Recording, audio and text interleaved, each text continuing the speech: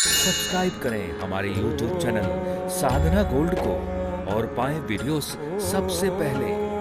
Bell icon दबाना ना भूलें। आज लोग कुछ छोड़ देते हैं ना, तो छोड़ने का अहंकार ना छोड़ते। एक आदमी साधु हो गए।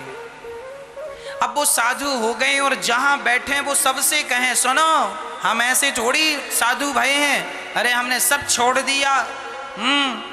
1 लाख रुपए महीना कमाते थे पर हमने छोड़ दिया और साधु बन गए। ऐसे सामान्य साधु ना समझ लेना हमें, हमने सब छोड़ दिया। पत्नी थी, बच्चे थे, सब बढ़िया थे, पत्नी सेवा करती थी, बच्चे आज्ञाकारी, पर हमने सब छोड़ दिया, साधु बन गए। अब वो दिन में 10 बार यही कहें सबसे, हमने सब छोड़ दिया, साधु बन गए। पत्नी छोड़ दी, पुत्र छोड़ दिया, लाख रुपए महीने का छोड़ दिया, सब, और हम साधु बने। ऐसी थोड़ी साधु हैं, हम साधु बन गए, सब छोड़ दिया हमने। अब ये बताओ, ये दिन में 10 बार यही गाना गा रहे हैं, तो बताओ इन्होंने क्या छोड़ा है?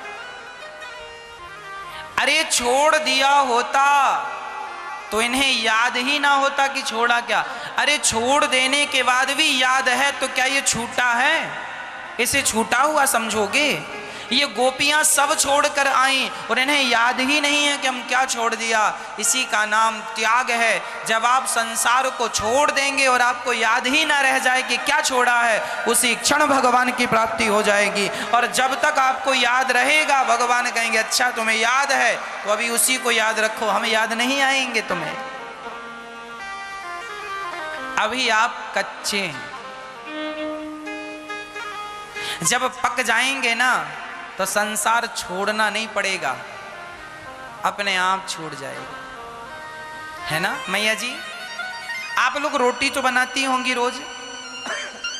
रोटी का भी एक सिद्धांत होता, जब आप तवे पर रोटी डालती हैं और डालकर तुरंत निकाल लेना तो रोटी फट जाएगी, और जरा देर पड़ी रहने दें रोटी तवे में, गरम तवे में, तो आप जरा उंगली रखेंगे ना तो रोटी खिसकने लगेगी तवे में।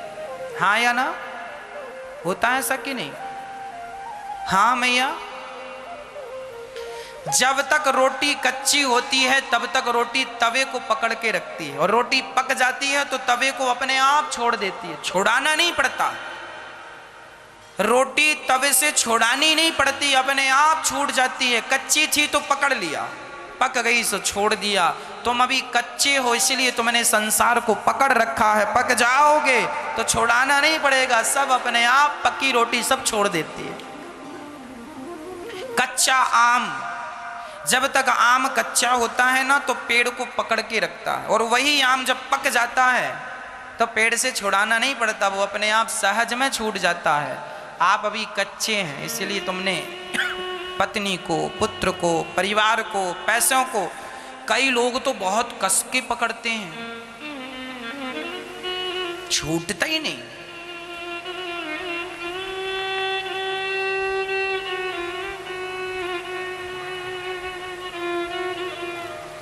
छूटता, कुछ लोग होते हैं छूटते ही नहीं इनसे।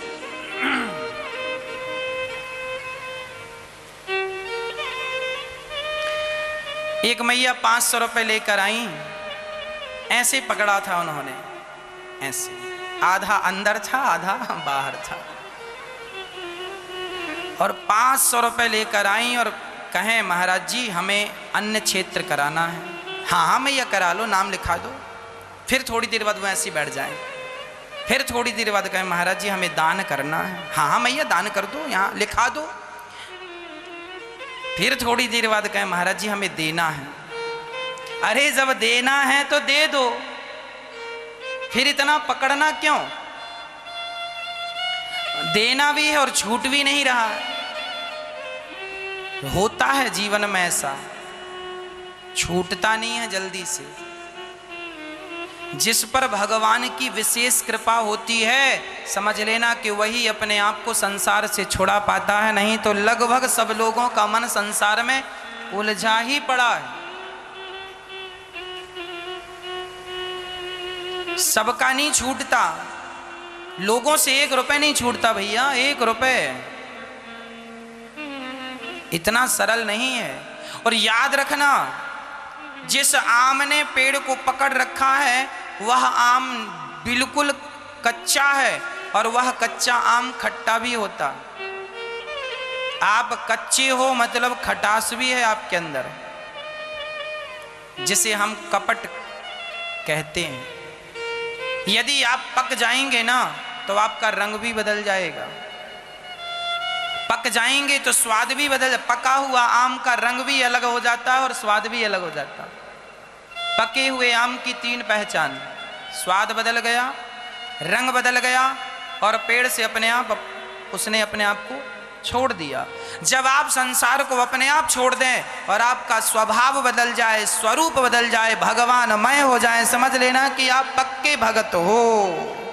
अब आपको किसी की याद नहीं आ रही है, सपने में भी तुम्हें कोई नजर ना आए भगवान के सिवा, तब तुम पक्के हो। और अभी तुम्हें रह रह के याद आ रही है, मेरी पत्नी थी, मैं बाबा जी हो गया, मैंने सब छोड़ दिया, पर मेरा सब कुछ था, मेरा ये था, मेरा पड़ोसी के संग बैठे हो, सुनो मैंने कोई कम त्याग थोड़ी किया, कोई कर नहीं सकता मेरे जैसा त्याग, मैंने लाखों छोड़ दिए, छोड़ दिए। ये एक पत्नी का पति नहा रहा था, एक पुरुष नहा रहा था। गांव गांव में ना घरों में नल होते थे, ऐसे हैंडपंप वाले घर में नल होते थे, तो वो नल से ऐसे पानी निकालता और नहा रहा था। पत्नी भी खड़ी थी वहां, तभी वहां ढोल नगाड़े की आवाज गांव में बजने लगी। तो पति ने पूछा पत्नी से, आज ये गांव में ढोल नगाड़े क्यों बज रहे हैं? तो उसके पत्नी ने कहा कि आज हमारा भैया साधु बन रहा है, सन्यास ले रहा, उसी की विदाई चल रही है ढोल नगाड़े से। तो उसके पति ने कहा, तेरा भैया तो 1 नंबर का पागल है। अरे मेरा भाई साधु बन रहा और आप पागल कह रहे हैं? हाँ, तेरा भैया 1 नंबर का बेवकूफ है। अरे राम राम, अब पत्नी से कह दो कि तेरा भाई पागल है, बेवकूफ है, ये देखो तांडव करती है। फिर अब वो लगी परेशान, अरे आप कह रहे हैं मेरा भाई साधु बन रहा, सन्यास ले रहा, सबको छोड़ रहा, और आप कह रहे हो कि वो पागल है। उसने कहा, भाग्यवान जो सब छोड़ने ही जा रहा है, तो ढोल नगाड़े से क्या छोड़ता है? छोड़ना कैसे होता तुझे बताऊं?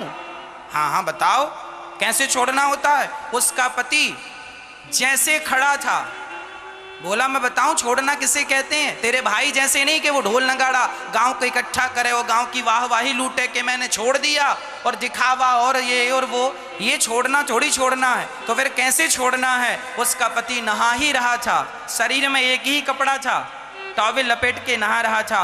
उसी क्षण बोला, मैं बताऊं कैसे त्यागते हैं, कैसे छोड़ते हैं? हाँ हाँ बताओ। उसी हाल में घर से निकल पड़ा, बोले देख इसे त्याग कहते हैं, और निकल पड़ा। और वह आदमी ऐसा साधु हुआ पक्का कि पलट कर कभी संसार की तरफ देखा नहीं और भगवत प्राप्त कर लिया, भगवान को प्राप्त कर लिया। तो जब त्याग करने का भाव आ जाए तो जैसे हो जहां हो बस वैसे ही।